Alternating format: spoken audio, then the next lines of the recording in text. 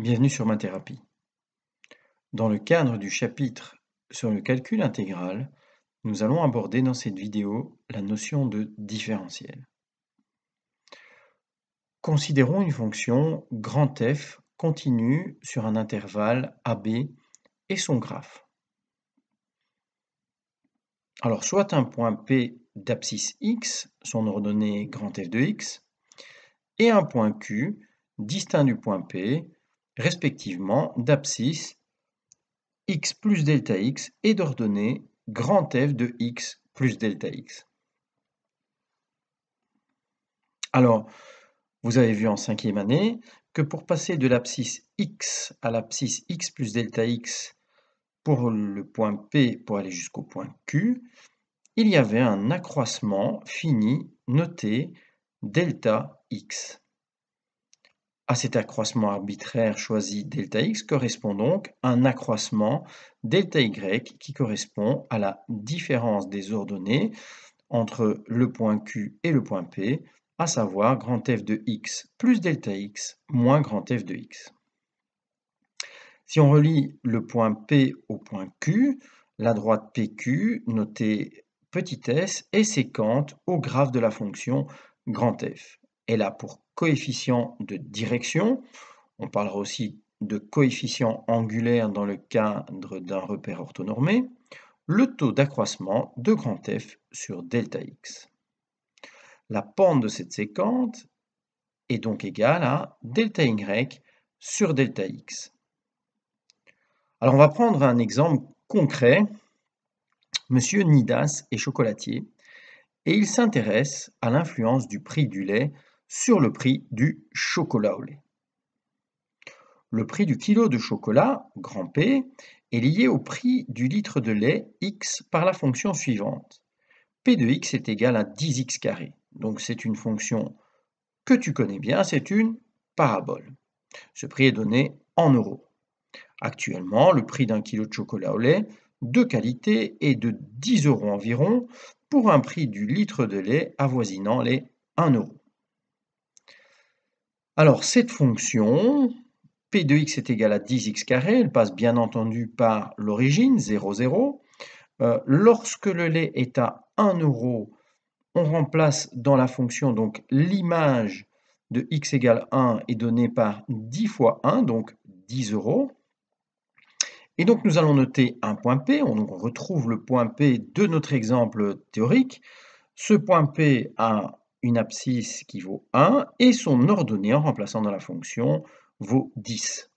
Notons un point distinct, Q, lorsque le prix du lait est à 2 €, son abscisse 1 plus delta x ici vaut 2, et dans ce cas-ci, l'accroissement selon x est de 1 euro. Donc, l'accroissement selon x signifie que lorsque le lait est à 1 euro du litre, on va accroître son prix de 1 euro pour passer à 2 € du litre. L'ordonnée y sera calculée pour le point Q en remplaçant x par 2 dans la fonction.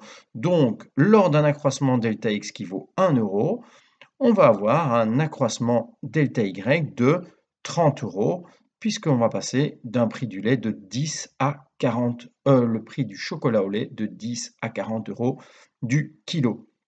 Alors, nous représentons la séquente petit s, qui est la droite PQ, et comme on l'a vu en théorie, la pente de cette séquente vaut l'accroissement selon y divisé par l'accroissement selon x, donc le taux d'accroissement de P sur delta x, pour un prix du lait fixé à 1 euro du litre et un accroissement du prix du lait de 1 euro. On va donc calculer que le prix du lait est à 40 €, et donc on a une pente de séquente de 30 sur 1, donc de 30. L'accroissement du prix du kilo de chocolat est donc lié à l'accroissement du prix du litre de lait par l'intermédiaire de la pente de la séquente S, donc ms. Et donc on obtient que delta y est égal à ms fois delta x. Donc dans ce cas-ci, delta y est égal à 30 €.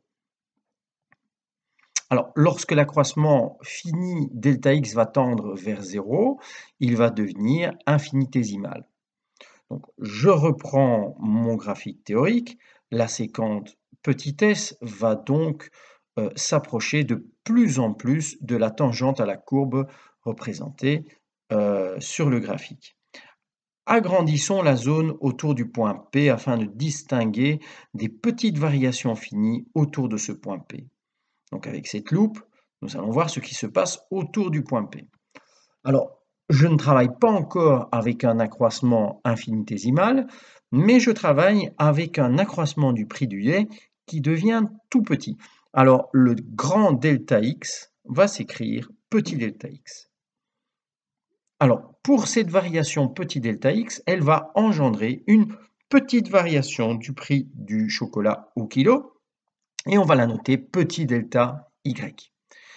On retrouve toujours notre séquente, mais vous remarquerez sur le dessin que je n'ai plus noté le point Q, puisque ce deuxième point, donc ce qui était le point Q, va s'approcher de plus en plus du point P jusqu'à être presque confondu avec lui et s'approcher par conséquent de la tangente à la fonction grand F au point P.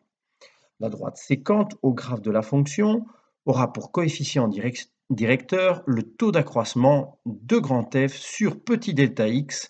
Il se notera donc petit delta y divisé par petit delta x. On va donc en déduire que ce petit taux d'accroissement delta y est égal à la pente de cette séquente fois le taux d'accroissement sur x fois petit delta x.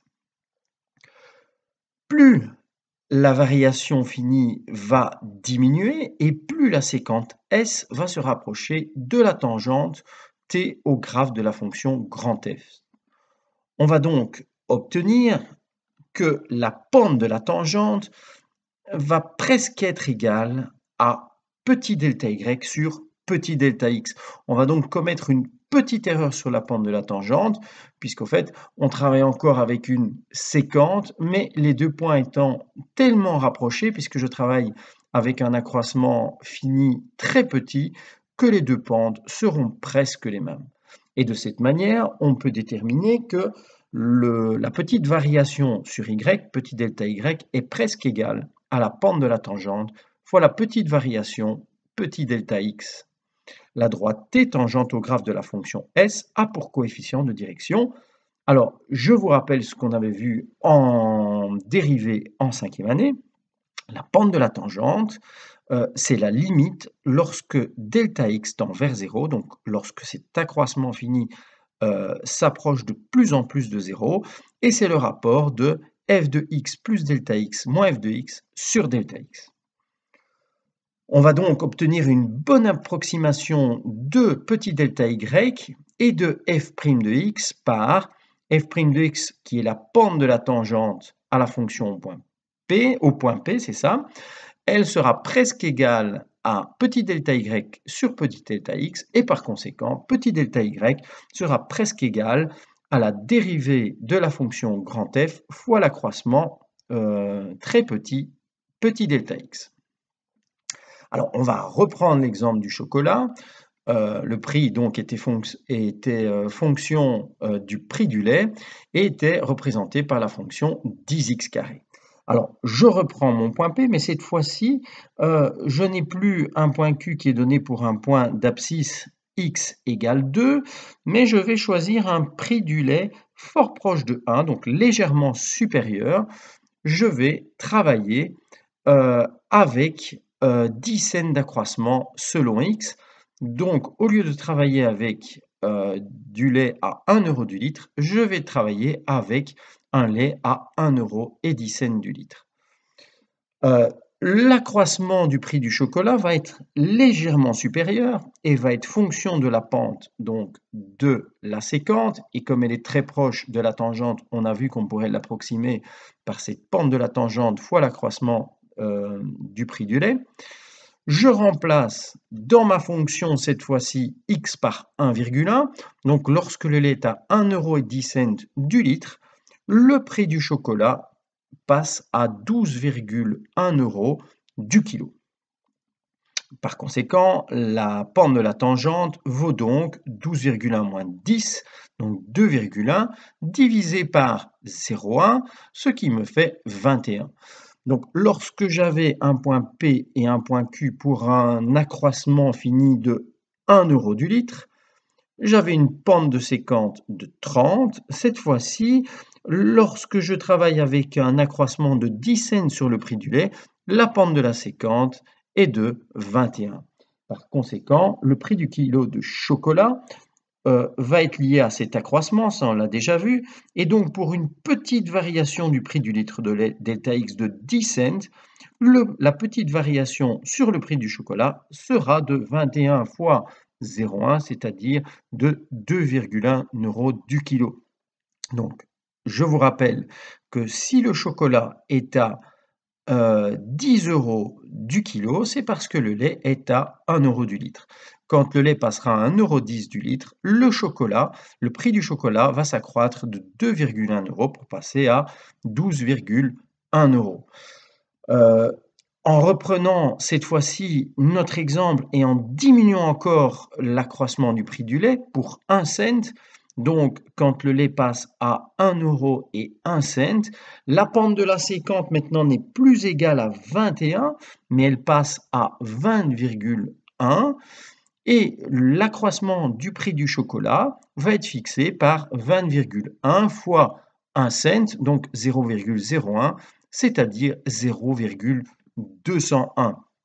Donc, lorsque le prix du lait augmente de 1 cent, le prix du kilo de chocolat, lui, va évoluer de 20 cents, presque 20 cents. Au fait, c'est 20 cents et 1 millième d'euro.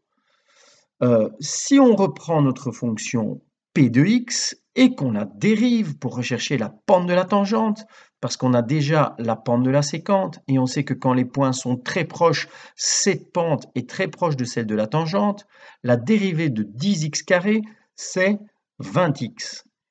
Et donc, lorsque x est égal à 1, le nombre dérivé qui va fixer la pente de la tangente en x égale 1 sera donné en remplaçant x par 1 dans la dérivée de la fonction, donc 20 fois 1, il sera de 20.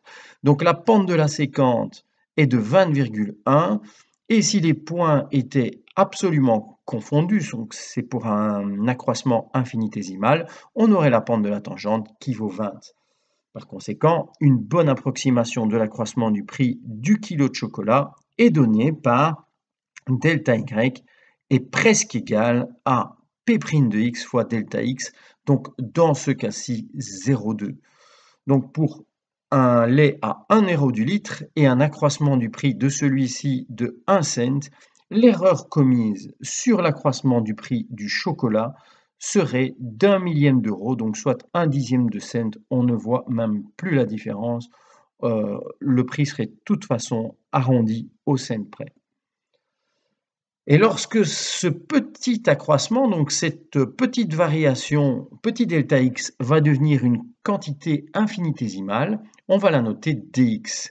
Elle va être définie donc de cette manière, comme la limite lorsque delta x tend vers 0, de x plus delta x moins x, à savoir dx. Vous avez déjà vu cette notation en physique, notamment quand on parle de vitesse instantanée dx sur dt.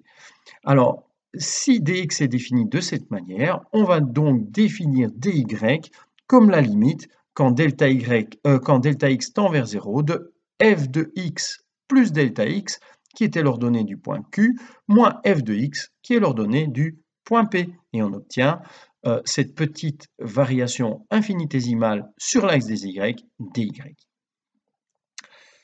Alors on obtient que dy est égal à grand f' de x dx, et par conséquent, f' de x dx est absolument égal à dy sur dx. La droite t tangente au graphe de la fonction grand f a alors pour coefficient de direction n de t égale dy sur dx. En reprenant notre exemple, cette fois-ci pour un accroissement du prix du lait infinitésimal dx, le prix du chocolat va passer à p de 1 plus dx. P de 1 plus dx, dx étant une quantité infinitésimale, eh bien c'est un epsilon plus, Et 1 plus epsilon plus, c'est la définition de 1 plus, donc un nombre qui, d'un point de vue réel, est égal à 1, mais qui, du point de vue des infiniment petits, est un nombre très proche de 1, légèrement supérieur à 1. Quand je remplace dans ma fonction, je vais donc calculer 10 fois 1 plus au carré. 1 plus au carré, c'est 1 plus, et 10 fois 1 plus, c'est un tout petit peu plus que 10, c'est 10 plus. Donc la pente de la tangente est donc égale à cet accroissement infinitésimal selon y, 10 plus moins 10, qui va nous faire une quantité infinitésimale notée ici, epsilon 1 plus, divisé par cet accroissement infinitésimal dx, 1 plus moins 1, c'est une autre quantité infiniment petite notée epsilon 2 plus.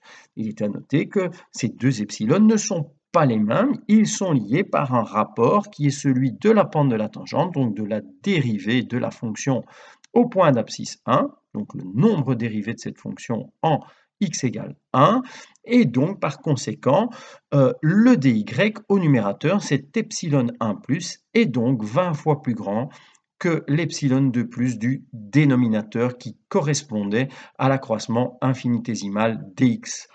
Et donc le prix du chocolat va donc s'accroître de telle manière qu'il est égal à la pente de la tangente, donc au nombre dérivé de la fonction grand P lorsque le prix du lait est fixé à 1 euro du litre, fois l'accroissement infinitésimal dx. Et donc dy est égal à 20 fois dx lorsque le prix du lait est fixé à 1 euro. Alors, au niveau de la différentielle, on va parler de différentielle maintenant. Donc, quand je travaille avec la fonction grand P, je vous rappelle que grand P dans une fonction, c'est son ordonnée, donc c'est le y. Donc, le dy, c'est égal à d grand P. Et d grand P est égal à grand P de x plus dx, puisque je travaille avec un accroissement infinitésimal dx, moins P de x. Ce sera donc égal à, en remplaçant dans la fonction 10 fois x plus dx au carré, moins 10x carré. Alors, je vais pouvoir mettre 10 en évidence et effectuer le produit remarquable pour obtenir x carré plus 2x dx plus dx au carré moins x carré. Les x carrés se simplifient et donc la différentielle de P, dP, sera égale finalement à 20x dx plus 10 fois dx au carré.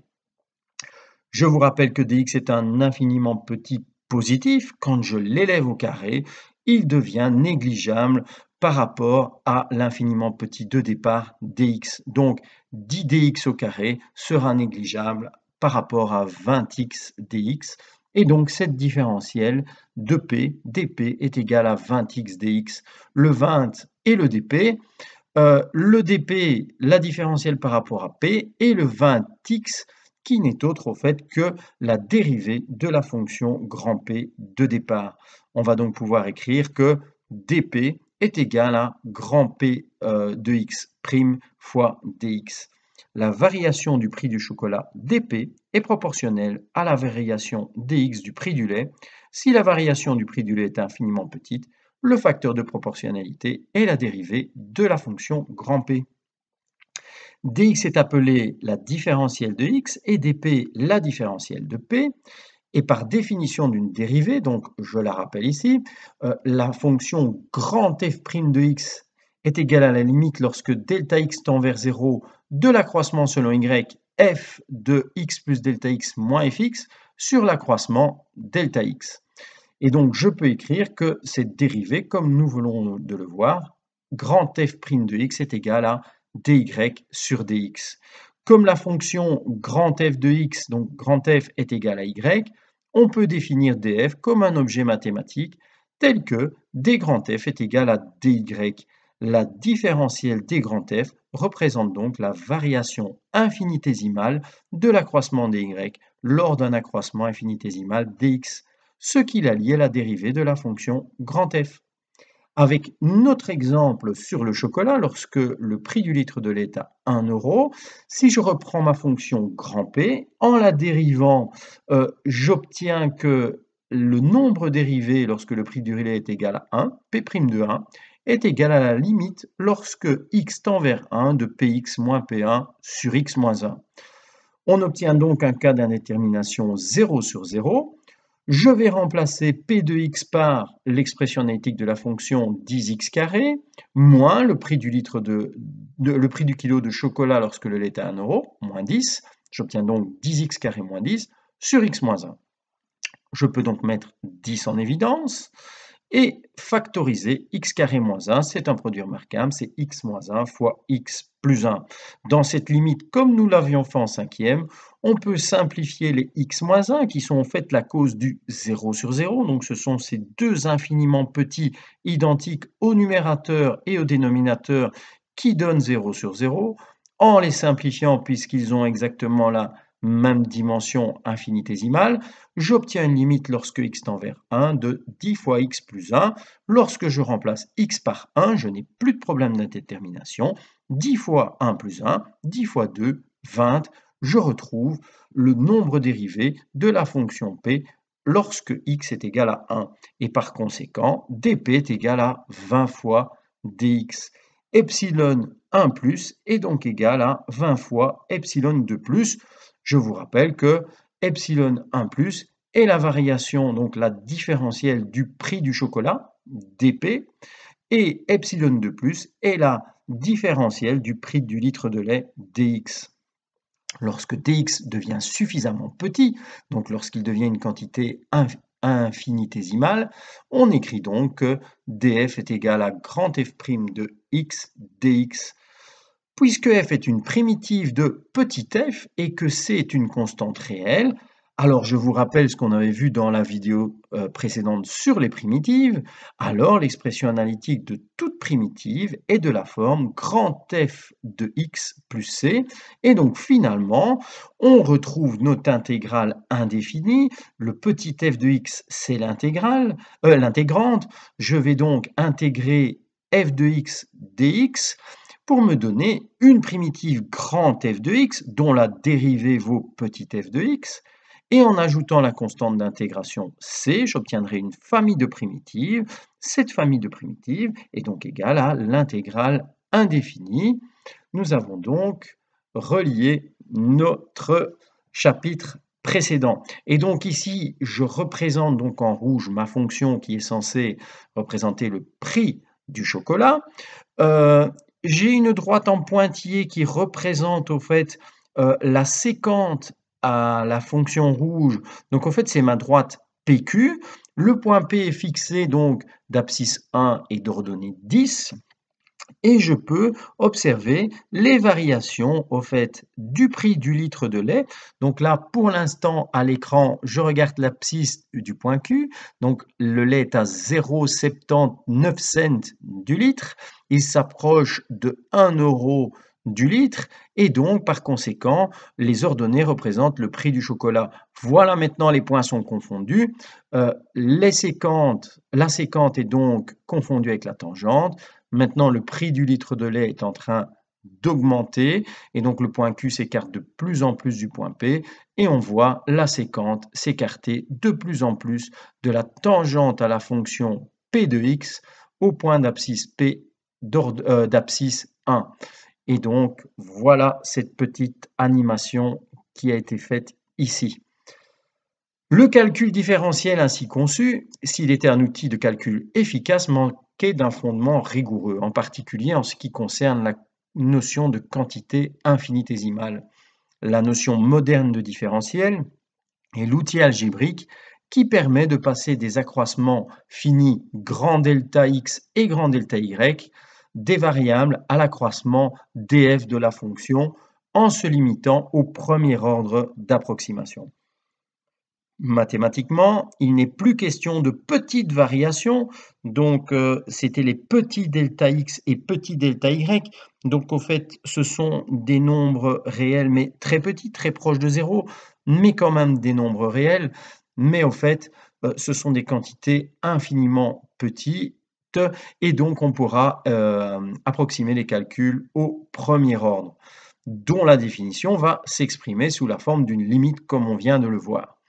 On utilise la notation différentielle avec beaucoup d'efficacité dans le cadre du calcul d'approximation et du calcul de dérivée. Donc, il y a un lien entre les dérivées et le calcul d'intégrale indéfinie et d'intégrale définie.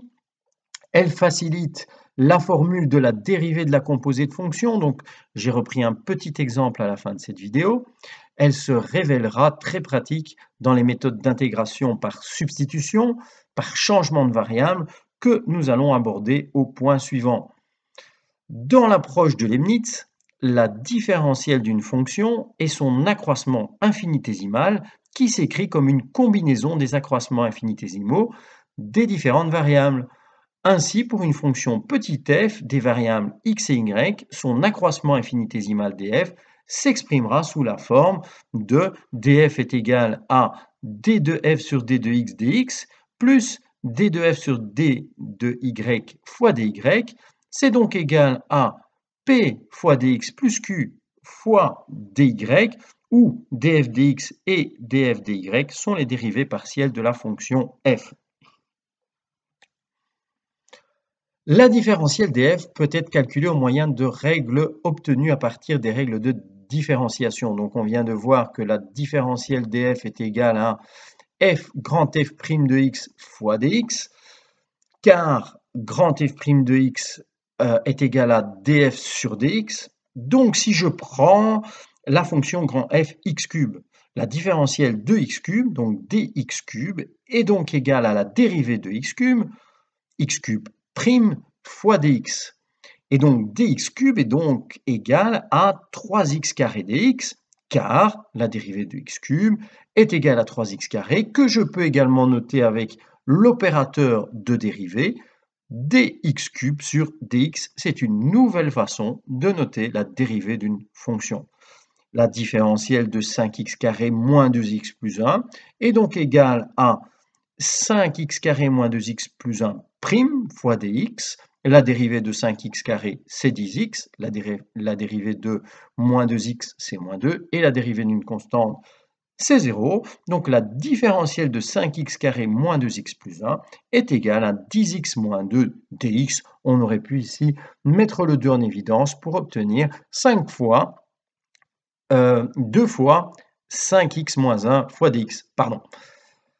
Car la dérivée de la fonction 5x carré moins 2x plus 1, notée 5x carré moins 2x plus 1 prime, peut également s'écrire avec l'opérateur de dérivée, d 5x carré moins 2x plus 1 sur dx est égal à 10x moins 2 ou 2 fois 5x moins 1. De quelle fonction cosinus x dx est-elle la différentielle? Voilà une question que l'on peut se poser. Et comme cosinus x dx est égal à d sinus x, par conséquent, cosinus x dx est la différentielle de sinus x. Alors, je vous avais dit qu'on pouvait utiliser cet opérateur de dérivée, donc cette différentielle, pour retravailler notre formule de la composée de deux fonctions. Donc, je prends une fonction g, je la compose avec une fonction f, pour former la fonction g rond f. Je vous rappelle qu'on lit de la droite vers la gauche. Et donc, la différentielle de g rond f est égale à g rond f' fois dx.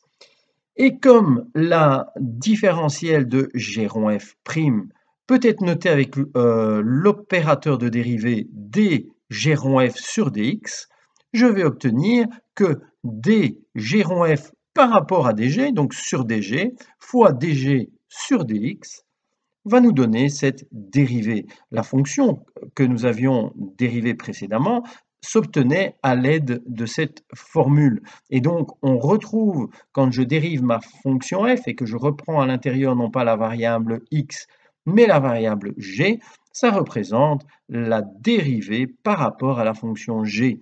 Quand je multiplie par g', à ce moment-là, je dérive la fonction g par rapport à la variable x, donc dg sur dx. Et donc, si je reprends une fonction exponentielle, la fonction 3 exposant 2x carré plus 1, la différentielle de 3 exposant 2x carré plus 1 est donc égale à la dérivée de 3 exposant 2x carré plus 1 fois dx. Et donc, la dérivée de 3 exposants 2x carré plus 1 est égal à ln de 3 fois 3 exposants 2x carré plus 1 fois la dérivée de la fonction g, donc fois la dérivée de 2x carré plus 1, à savoir 4x. Alors, je pourrais donc reprendre avec cet outil, donc cet opérateur de dérivée, une autre façon de travailler cette composée de deux fonctions. 3 exposants 2x carré plus 1, je vais le dériver par rapport à la variable g, et donc de cette manière obtenir ln de 3 fois 3 exposants 2x carré plus 1. Je reprendrai la fonction g, et je la dériverai par rapport à la variable x pour obtenir 4x. Et donc finalement, mettant les constantes en évidence, se retrouver avec 4 fois ln de 3 fois 3 exposant 2x carré plus 1 fois x. Donc, on retrouvera ces notations et cette façon de travailler dans diverses méthodes d'intégration qui feront l'objet de vidéos ultérieures, donc à savoir les méthodes d'intégration de substitution. On pourra aussi utiliser cette notation dans les méthodes d'intégration par partie et par changement de variable. Donc j'espère que j'ai été clair. Ce n'est pas une notion qui est très facile à comprendre. J'ai donc voulu illustrer avec le chocolat cette matière très difficile et très abstraite à comprendre. Je vous retrouve très bientôt sur ma thérapie. À bientôt et au revoir.